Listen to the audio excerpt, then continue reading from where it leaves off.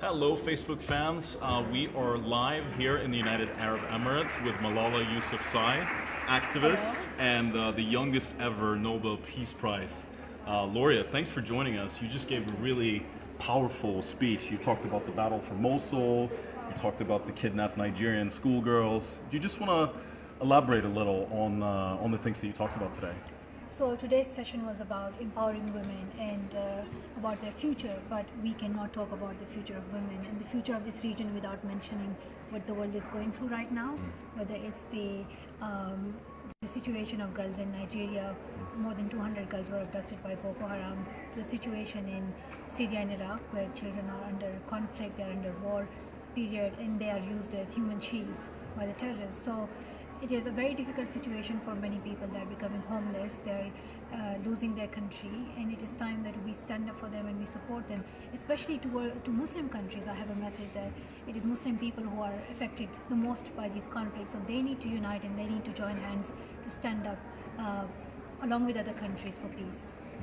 Now, you're obviously a really big champion of female empowerment, education as well.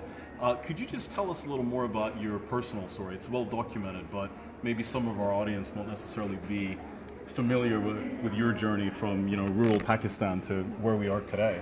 So while I'm from Pakistan, Swat Valley, which is the most beautiful part I've ever seen in my life, and I was a normal student getting my education, but things suddenly changed when I was only 11, and it was then that the terrorists called the Taliban, they banned girls' education, and I could not go to school.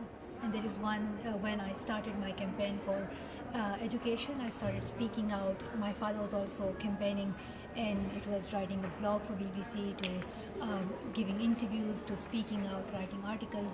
This is how my process of campaigning started. So using the social media platform, using the internet to raise my voice and make sure that girls' education is prioritized and it is not banned.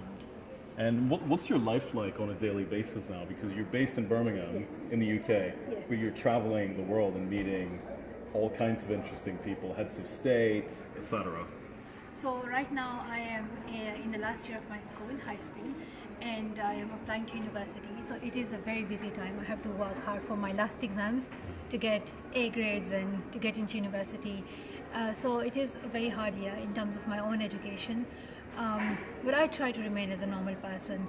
I have very good friends, good family, and they keep me normal, but then I have a busy life as well outside. When I campaign for girls' rights, I go and visit refugee camps, meet world leaders to make sure that the message of education spreads.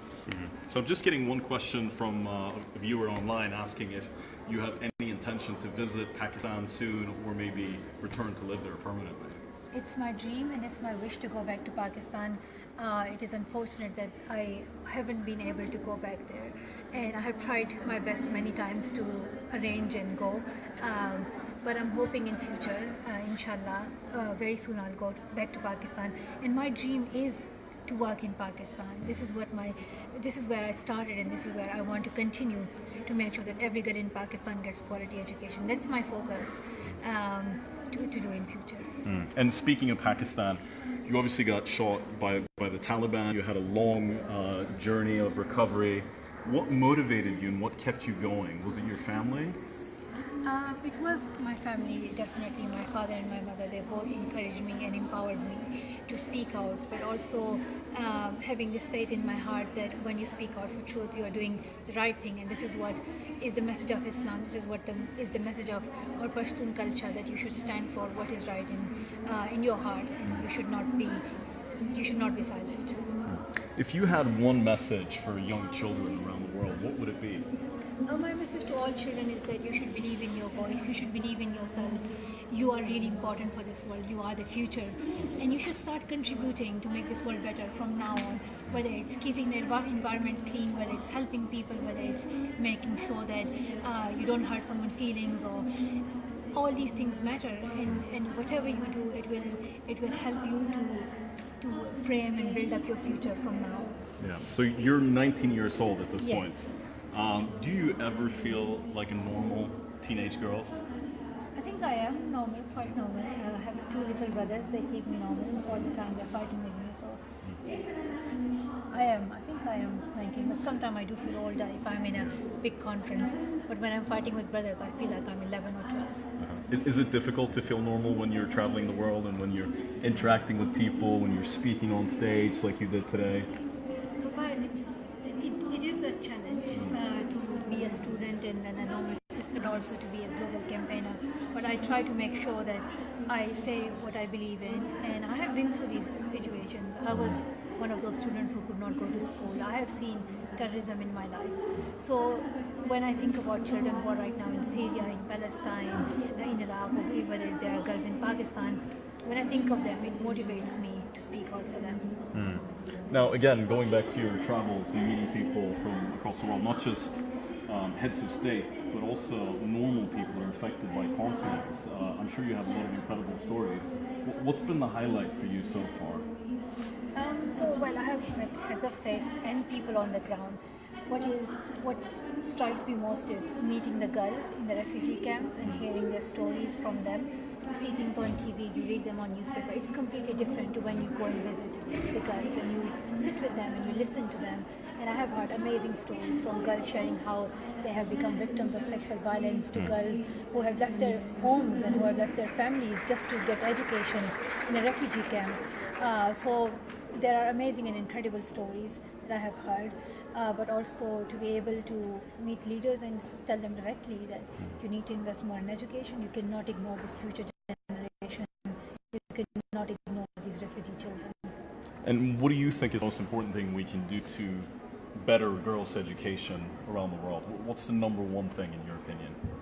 I think we all can do something from our side. From world leaders, it is directly asking for investment in education. But from the youth, I would request all of you that you should become part of this campaign. We have a lot of resources. We have a lot of platforms, from social media to working in groups in your community. These are the things through which you can bring awareness.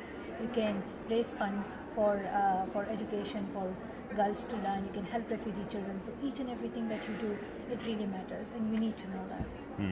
So another question I'm getting online is, how can we try to balance the rich, dominant class over the poor people who don't necessarily have access to the same resources? I think in terms of like economics, well, you tax. Yep. But other than that, there's other ways as well in which the rich people can help the poor. And it is their duty and responsibility that they realize that there are millions of people who do not even have healthy food, who do not get access to education. So donations, funding, and philanthropic work is really important for them. I know they would have like big airplanes and houses and a lot of things, but it's important for them to give something to people who need it the most. But taxation is another way. So moving from Pakistan to the UK, that's a huge jump to make in one's life. How do you like life in the UK, and are you starting to feel English? Are you what are your thoughts on just everyday life in the UK? So in the beginning it was challenging, especially for my mother. She's not educated, and she found it really hard to see women with like short skirts, and because she used to see women in burqa and full dresses, and it was a challenge for her. But with the passage of time we got used to it, and now my mother is taking English classes to be able to go out and go for shopping or anything she wants to do. So it is improving for each and every one of us in the family. What do you think the international community can do to come together and help the people of Syria? That's one question that just came in now. I think firstly they need to take the issue of Syria very seriously, because we cannot be ignoring this. This has been happening for more than 4 to 5 years, and children have been refugees. They have lost their homes, their education is impacted, and if this continues to be ignored, these children will continue to suffer, and this will be a generation lost. So it is important for world leaders to take this seriously, and people need to ask them, because these leaders are responsible. It is people who elect them. It is people. They are supposed to be working for people. So people need to ask them. People need to make them responsible and remind them that it's their duty to listen to them and solve this issue. And I would request, like all these top countries, from Russia to America to Syria, that this is serious. we should not be playing with the lives of people, and we should not be playing with the lives of children. This is serious. We cannot be killing millions of people. We cannot be making millions of people homeless just because of our political interests. And do you have any specific advice for girls living in refugee camps?